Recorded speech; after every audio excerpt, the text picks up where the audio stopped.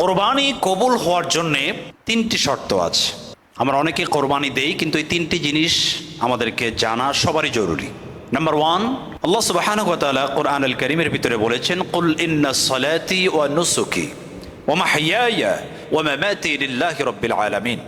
হে রাসূল, আপনি বলুন, my salat and my sacrifice only for Allah সুবহানাহু ওয়া তাআলা। আমার নামাজ, আমার কোরবানি, আমার জীবন, আমার মরণ, অর্থাৎ আমার প্রত্যেকটা ইবাদত হতে হবে আল্লাহ সুবহানাহু ওয়া তাআলার জন্যে। অর্থাৎ কোরবানি কবুল হওয়ার জন্যে প্রথম যে শর্ত, সেটি হচ্ছে কোরবানিটি হতে হবে আল্লাহর জন্যে। কিন্তু আমাদের সমাজে আমরা অনেকেই দেখি যে নাম কামাই করবার জন্য অথবা মানুষকে দেখানোর জন্য অনেকে কোরবানি দেই। সম্প্রতি একটি ছবি আমাদের সমাজে ভাইরাল হয়েছে, যে আমরা দেখেছি একটি মহিষ বের হয়েছে, মহিষের নাম দেওয়া হয়েছে ডোনাল্ড ট্রাম্প। তো এই ডোনাল্ড ট্রাম্প কিনে অনেকে মনে করবে যে আমি অনেক সুনাম অর্জন করেছি।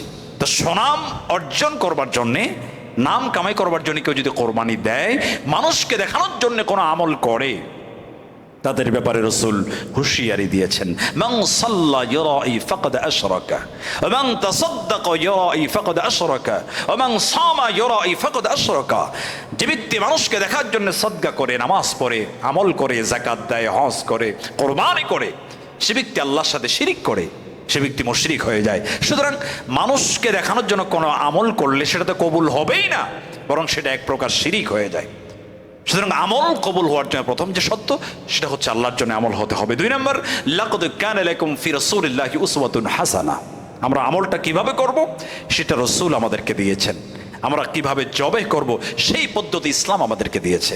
আমরা জানি পৃথিবীতে তিন ভাবে পশুকে হত্যা করা হয় অথবা জবাই করা হয়। নাম্বার ওয়ান, বড় বড় খামারগুলিতে আমরা দেখি যে পশুর মাথায় হিট করে, আঘাত করে পশুকে হত্যা করা হয়। আরেকটি পদ্ধতি হচ্ছে, আমরা দেখি পশুকে বলি দেওয়া হয়, একবারে কল্লা দ্বিখণ্ডিত করে দেওয়া হয়। আরেকটি পদ্ধতি হচ্ছে আমরা জবেহ করি। এই তিনটার ভিতরে কোনটা সায়েন্টিফিক, বিজ্ঞানসম্মত এবং সুন্নাহ কোনটি, একটু আমরা পর্যালোচনা করি।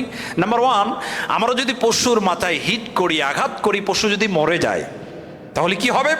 পশুর শরীর থেকে সব রক্তগুলি বের হতে পারবে না, এবং রক্তের মধ্যে যে জার্ম, যে জীবাণুগুলি আছে, এগুলি তার গোস্তের সাথে মিশে যায় এবং ওই গোস্তটা মানব শরীরের জন্য ক্ষতিকর হয়ে যায়। নাম্বার টু, যখন পশুকে বলি দেওয়া হয়, মাথাকে বিচ্ছিন্ন করে দেওয়া হয় তার বডি থেকে, তখনও তার শরীর থেকে সব রক্তগুলি বের হয়ে যায় না।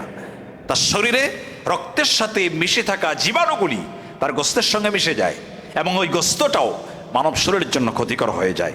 নাম্বার থ্রি, ইসলাম যে পদ্ধতি আমাদেরকে দিয়েছে, আমরা যে জবেহ করি, এটা বিজ্ঞানসম্মত এবং মানুষের জন্য উপকার। কারণ আমরা যখন ধারালো ছুরি দিয়ে পশুকে জবেহ করি, পশুর রগগুলি একটা একটা করে কাটতে থাকে, কিন্তু সবগুলি একবারে কাটে না।